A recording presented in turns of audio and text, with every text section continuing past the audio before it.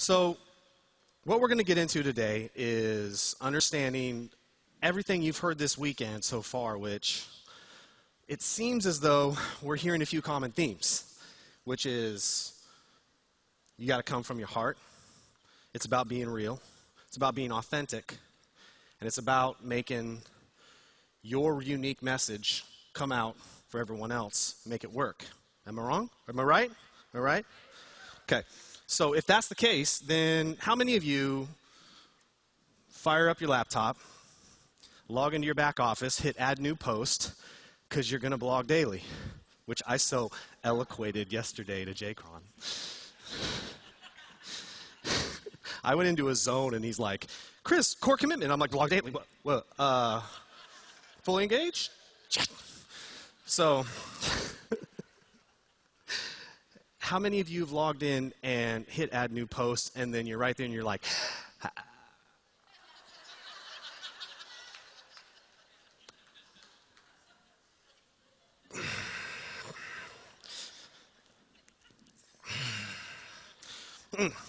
so I'm gonna do video instead.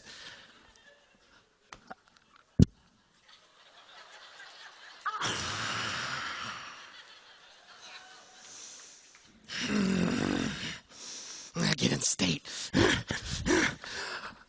Shit.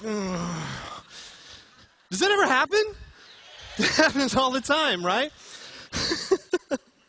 So, something I learned from Amy when she used to tell me, look, it's not about you.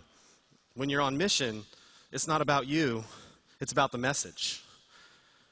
So, if that's the case, then why are you worried about what people think and how you look? And if you got a booger hanging out of your nose and all that. I've done them with boogers in my nose hanging out, and they worked and converted. So I think the viral part of it was like, look at this dude with the booger hanging out of his nose. You only learn those types of marketing strategies when you screw it up that bad. Do you understand that? That's where you learn it. So when you're doing your marketing and you find yourself not able to even understand what you're about to say, what do? Well, breathe. That's probably, unless you want to die. Yeah, that's first step. Let's start there. And what I realized is I did this for a really long time. Now, before I had my major realization and understanding, what I knew, what I thought I knew was I knew the tactics. I knew the strategies. I knew SEO. I went and learned that stuff. Yeah, I could sit and explain link wheels and all this stuff, and Dave would just look at me like, can you do that? Cool. Okay, do it, And I'm like, no, but it's like this and this, and you do all this stuff, and that's the look I'd get. And from anybody, not just Dave, anybody. And I was wondering why I wasn't making any money. I could rank stuff on the front of the search engines. I could get blog posts out there. I could get YouTube videos out there, get a lot of views, getting just as many views as a lot of others, and I didn't realize what was going on. That I looked at the amount of conversions and people that were coming in, and they weren't responding to my message. And I couldn't figure out why. And so, real quick story, because I don't have much time here, and we're going to fill up these whiteboards here really soon, is I'm at an event in San Diego. And how many of you have heard my story in the back office, the All In? Okay, Tactical Tuesday. Okay. So a lot of you know that I was at an event in San Diego, and I was at this point where I was just thinking about that, like, why is it that nothing's working? Why is it that I can't seem to have the same kind of result and response from people that I see these other leaders that are, I know a lot of them, and I'm like, I'm just as good as them. Why am I not having this type of success? And what you guys realize is when you get around leaders, one of my friends said this to, Kayal actually said this to me too. He said, well, the first time I got around leaders and hung out with them, I got into a cab with them one night after an event. We were going somewhere to some place, somewhere. And he sat there and listened to them, and they're like, wow, they're real people with the same problems, and they're just as screwed up as I am. And he's like, if they can do this, I can do this. So there's not much of a difference, really. There's no magic sauce, really. So back to the story. I'm sitting on this curb, and I'm like, I just want to know what it is. And I'm looking up in the sky, and it's just getting dark. We're getting ready for the San Diego event. I'm sitting on the curb watching the cars go by, people walk by, and I look up at the stars, and the stars are just coming out, just getting dark. And there's this one real big one in the sky. I kind of just looked at it for a second, and it probably was a planet. And I was like, I want to shine like that star.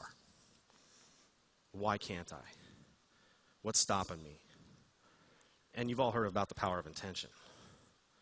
And I just was like, I have to set this intention. I have to know. I want to know whatever it is that's holding me back from my breakthrough. I want to know what it is this weekend. And I got up, and I went inside, and went throughout the weekend, and had some funny experiences along the way, including a few key moments where a very respected friend, Rob Four, says to me as we're sitting at dinner next to everybody, turns to me and says, "You're playing so small, it makes me sick to my stomach." Everybody heard it. And I'm thinking to myself, one, all right, asshole, why did you just do that? And two, where's that coming from, right? And I couldn't understand it. I couldn't get why he said that at first. And then towards the end of the weekend, I'd had a friend with me most of the time I was there, checking out the business. Lived about a block away from the convention center, lived there in San Diego, good friend of mine. And she was hanging out with me most of the weekend. So the weekend goes on, we're done. We go to her house, sitting outside in the driveway. Beautiful night, stars out again. And I had noticed something. Every time I was talking with someone, she seemed to go wander off. And it seemed like every single time, like as a pattern, automatically. And I kind of just wondered, I was like, why does she keep walking away? And at the time, I was like, I have a lot of tactical knowledge. She could learn something, right? Fuck. So then I'm sitting there and I'm like, look, I just noticed this thing, like you were leaving every single time, and I don't understand why. Was that like a thing, or was it just like total coincidence, like the 30 times you did that? And she's like, no, it's actually real simple, because it made me sick to my stomach to hear you talk. There's that thing again. What is this thing? And so I said, okay, I'm sorry, I have to ask, what is it? Why? And she said, Chris, you're telling people what you think they need to hear, but you're holding back. You're not being real with them or yourself. And I couldn't be around it.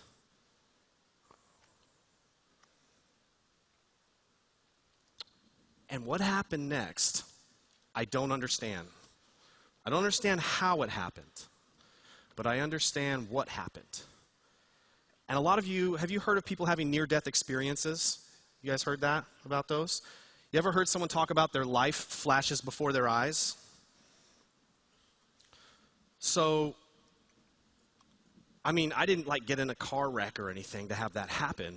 I'm sitting there, and I believe now, looking back, that it was my intention that I said on Friday, that my brain just opened up and I saw this whole movie screen in front of me, and I saw my life. But this time the perspective of it was a little different.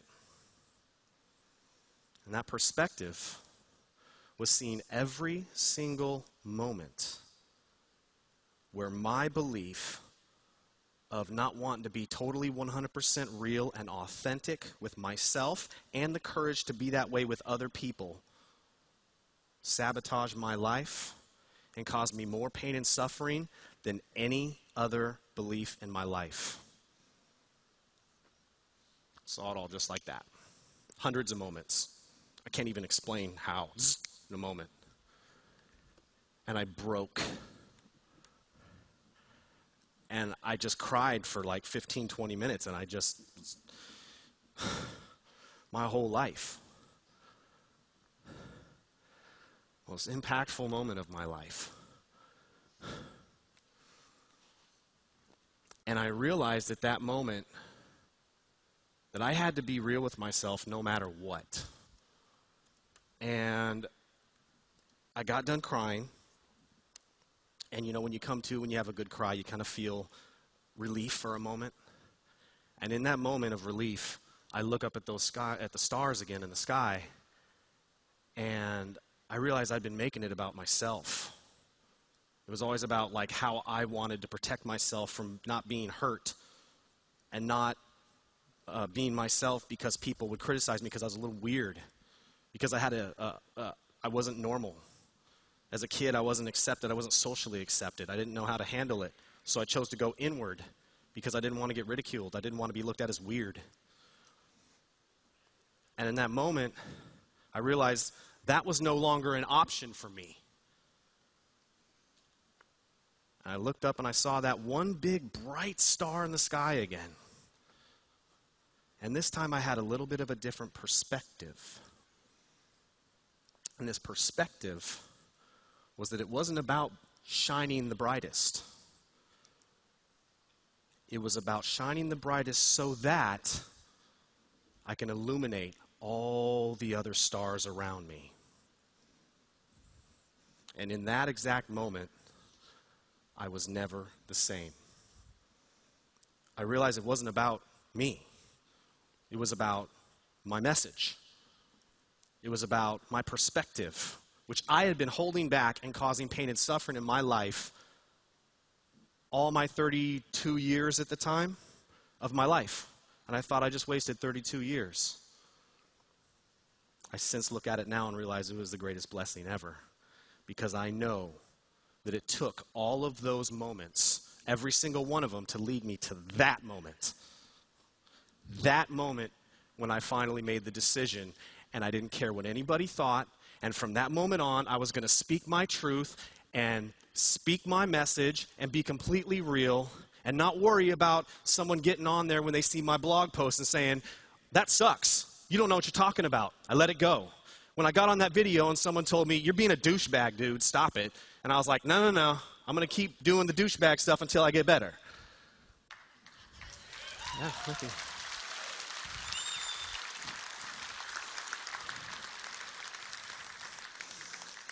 I woke up the next day, and I started my team because I realized it wasn't about me. It was about bringing up and lifting up leaders. And I just realized that I just set myself free, and now it was time to set others free. And so I started my team, and I started blogging every day. And you know what I started doing? I started telling my story. This is what I realized. Hey, I struggled. I felt like at times I was living a lie because I was trying to be the guru. Hey, I'm so great, look at me. And not tell about any of my weaknesses and not be authentic and not be vulnerable. When I realized, I started to tell my story and everybody started to respond. People just showed up differently. It's like, people that were my critics. They were like, you know what, I'm inspired by your story. Okay. 90 days later, results not typical. Not doing anything different, but just instead of doing the blogs and doing the marketing, I was doing it with my own real true self. I added up the commissions in my back office. Now, mind you, I was barely, a couple hundred to 1,000 a month before that. Barely, just never breaking through. And I've been doing this for years. Okay? It took me 8 months to make my first $15 online. Some people are worried about, I don't make money the first 3 minutes.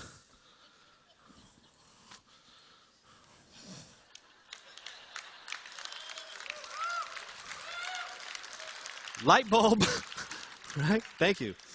And so, 16,075. Thank you.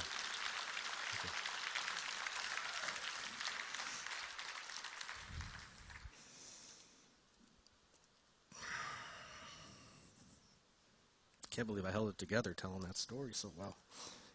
You get better as you do it. And I realized something. I had people coming up to me at the events, and some people are like, how'd you do it? And I'm kind of like, I don't know. Some of you may have been at this Chicago event, and Dave brings me up, and he's like, hey, you're just starting to make some money, you know?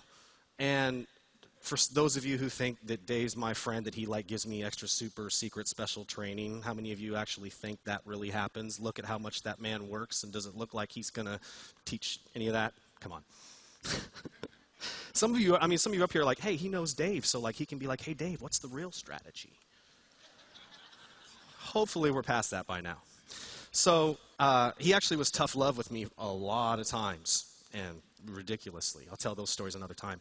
But I've got a few things to teach you here with the time I have left about this, because this is the very important thing. Right here, I need you to get this. I got up there, and he was like, well, what are you doing? I'm like, post pictures on Facebook. And he's like, so you're not making a lot of money after a lot of time, finally making a lot of money in a short amount of time. Formula is posting pictures on Facebook. And I was like, yeah. And he's like, okay. What are you saying? I was like, not much, telling the story. And then I start getting people coming up to me at the event, say, look, I read your blog, I saw your video, your story inspired me. That's why I'm still here today. And it took, sometimes I don't get things. It took like 4 or 5 people doing that, and I was like, wait a second, whoa. Hold on. What do I have that no one else has? What do you have that no one else has? Your unique story and your perspective of it. Because every story is a series of moments. And so I looked at that and was like, wait a second, people are joining from this. And so I got better. I got better at telling it, and I kept telling it. And then I went and looked at creative writing and read some books and started watching movies and looking at them differently, going, why is it that we'll tune in and sit in front of a box for a couple hours engaged, and you'll barely watch a marketer talk for 3 minutes on a YouTube video? And I started to outline, what are all the main key things about a story that people need? So here's my thing to you. How would you like to be able to be real, be 100% authentic in your marketing, and feel good about it every single day?